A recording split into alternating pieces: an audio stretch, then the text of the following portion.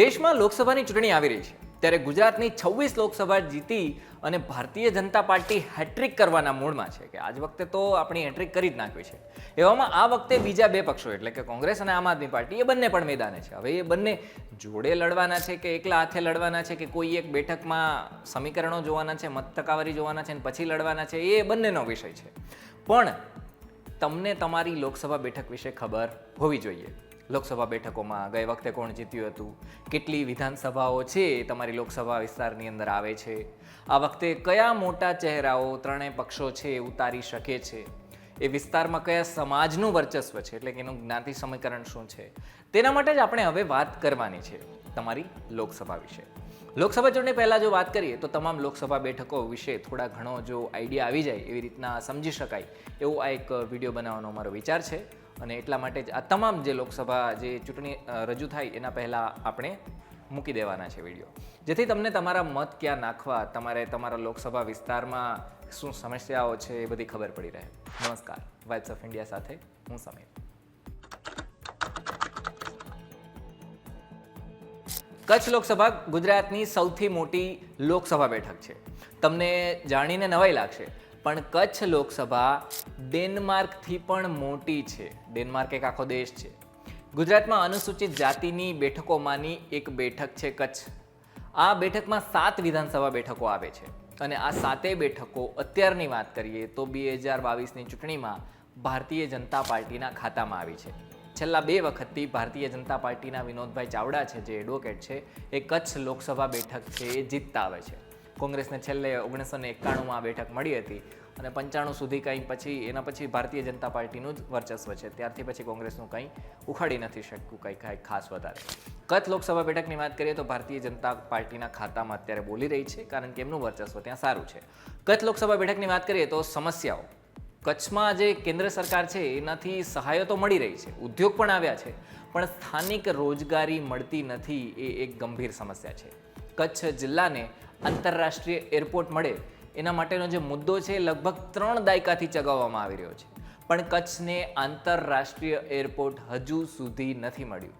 પ્રધાનમંત્રી નરેન્દ્ર મોદી જ્યારે મુખ્યમંત્રી પદ ઉપર હતા તે સમયે કચ્છમાં પ્રવાસન ક્ષેત્રે એમને ઘણું બધું કામ કર્યું, પણ કનેક્ટિવિટી એક અત્યારે મુખ્ય મુદ્દો છે જેના કારણે કચ્છમાં અત્યારે પ્રવાસીઓ આવે એમને તકલીફ પડી રહી છે। અમદાવાદ આવવું પડે છે અને અમદાવાદથી પછી જવું પડે છે। ભુજમાં વાત કરીએ તો ફ્લાઇટ એક જ આવે છે। ટ્રેનની વાત કરીએ તો રોજની 3 જ ટ્રેન છે, એમાં પણ જો વેઇટિંગ છે તો ચાલુ જ હોય છે। કચ્છમાં છેલ્લા ઘણા સમયથી બાગાયતી ખેતી છે એમાં એક ક્રાંતિ થઈ છે, કચ્છ આગળ આવ્યું છે બાગાયતી ખેતીમાં, પણ પાકોને જો કદાચને વિદેશમાં મોકલવા હોય એટલે કે જે કંઈ પણ થઈ ગયું છે એમને વિદેશમાં મોકલવું હોય તો કાર્ગોની વ્યવસ્થા નથી। કચ્છમાં 2 વિભાગ જો આપણે વાત કરીએ તો એને વહેંચી દેવામાં આવ્યા છે, એક તો પશ્ચિમ વાળું છે અને બીજું પૂર્વ વાળું છે। બંનેના વિકાસમાં પણ અસંતુલન છે। સરહદ હોવાના કારણે પશ્ચિમ કચ્છ છે એનો વિકાસ નથી થયો, જો કે પૂર્વ કચ્છ છે એનો વિકાસ સારો એવો થઈ શક્યો છે અને આવી લોકોની ફરિયાદ છે જેના કારણે કચ્છના પશ્ચિમ સરહદી વિસ્તારમાં ગામડા છે એ ખાલી થતા ગયા છે। બીજી મુખ્ય સમસ્યા છે દરિયાઈ પટ્ટી હોવાના કારણે કચ્છમાં ડ્રગ્સ બહુ પકડાય છે અને એના માટે યોગ્ય કાર્યવાહી માટે રાજ્ય સરકાર તો કામ કરી રહી છે, પણ વાત અત્યારે લોકસભાની છે એટલે કેન્દ્ર આવી જાય ત્યારે કેન્દ્ર સરકાર તપાસ કરી અને ઠોસ કાર્યવાહી કરી હોય એવું કંઈ ખાસ નજરે નથી પડ્યું। મોરબી પણ જે કચ્છ લોકસભા બેઠક છે એમાં આવે છે, 10 વર્ષથી જોડાયેલું છે। એમની પણ એક અલગ માગણી છે કે કચ્છમાંથી અમને હટાવી દેવામાં આવે, એટલે કે કચ્છમાંથી જે મોરબી છે એને હટાવી દેવામાં આવે। સાંસદ કચ્છ અને મોરબીની સમસ્યાઓ સાથે લઈ અને ચાલી નથી શકતા અને સ્વાભાવિક છે ન ચાલી શકે, વિસ્તાર બહુ મોટો છે એવી લોકોની સમસ્યા છે। મોરબી કમાણી કરી અને આપતો વિસ્તાર છે અને ઉદ્યોગપતિઓ એમાં બહુ વધારે છે કારણ કે સિરામિક આખી ઇન્ડસ્ટ્રી છે, એશિયામાં એમનું નામ છે। હવે એમને લોકસભાના કામ માટે છે ને કચ્છમાં ધક્કા ખાવા પડે છે, માટે એમની પણ માંગ છે કે કચ્છ લોકસભામાંથી મોરબીને હટાવી દેવામાં આવે। અબડાસા, માંડવી, ભુજ, અંજાર, ગાંધીધામ, રાપર અને મોરબી આ વિધાનસભાઓ એવી છે જે કચ્છની લોકસભાની અંદર આવે છે। અબડાસામાંથી કોણ છે? અબડાસામાંથી પ્રદ્યુમનસિંહ જાડેજા છે, ધારાસભ્ય છે। માંડવીમાંથી અનિરુદ્ધભાઈ દવે છે, એ ધારાસભ્ય છે। ભારતીય જનતા પાર્ટીમાંથી જો વાત કરીએ ભુજમાં તો કેશુભાઈ પટેલ, અંજારની અંદર ત્રિકમ છાંગા, ગાંધીધામમાં માલતી મહેશ્વરી, રાપરમાં વિજેન્દ્રસિંહ જાડેજા અને મોરબીની વાત કરીએ તો કાંતિભાઈ અમૃત્યા છે એ ધારાસભ્ય છે। અને જોવા જેવી વાત તો એ છે કે આ તમામ ધારાસભ્યોના જે નામ લીધા એ ભારતીય જનતા પાર્ટીના છે, જે કચ્છ લોકસભા વિસ્તારમાં આવે છે. એટલે ભાજપ પાસે અત્યારે મજબૂત માળખું છે એવું કહી શકાય કચ્છ લોકસભાની વાત કરીએ તો. 2019માં ભારતીય જનતા પાર્ટી તરફથી વિનોદ ચાવડા છે અને કોંગ્રેસ તરફથી નરેશ મહેશ્વરી છે. બહુજન સમાજ પક્ષની વાત કરીએ તો એમાંથી લખુ વાઘેલા અને બહુજન મુક્તિ પક્ષમાંથી દેવજીભાઈ મહેશ્વરીએ ચૂંટણી લડી હતી 2019માં, જેમાં 62%ની મત ટકાવારી સાથે વિનોદ ચાવડાને 6,37,000 મત મળ્યા હતા.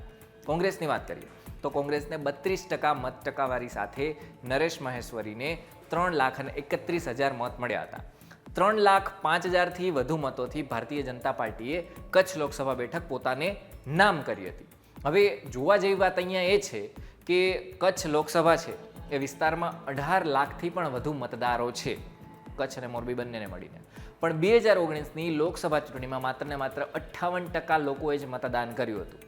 એટલે કે અંદાજે લગભગ આ વખતની વાત કરીએ તો 11 લાખ જેટલા જ મતદારો છે એ કચ્છ લોકસભા બેઠક માટે મતદાન કરવાના છે, જે બહુ ઓછું કહેવાય.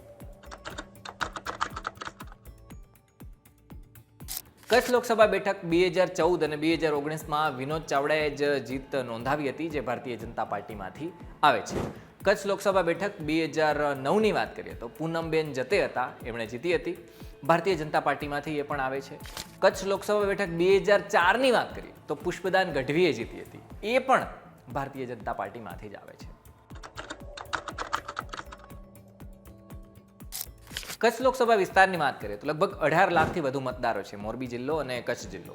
આ બેઠકમાં પુરુષ મતદારોની વાત કરીએ તો 10 લાખ જેટલા છે, મહિલા મતદારોની વાત કરીએ તો 8.5 લાખ જેટલા છે, જેમાં ક્ષત્રિય, મુસ્લિમ, અનુસૂચિત જાતિ, આહિર, પાટીદાર, વણિક, બ્રાહ્મણ અને લોહાણા સમાજનો સમાવેશ થાય છે.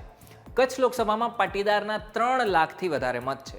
ક્ષત્રિયની વાત કરીએ તો 1.5 લાખથી પણ વધારે ક્ષત્રિયોના મત છે.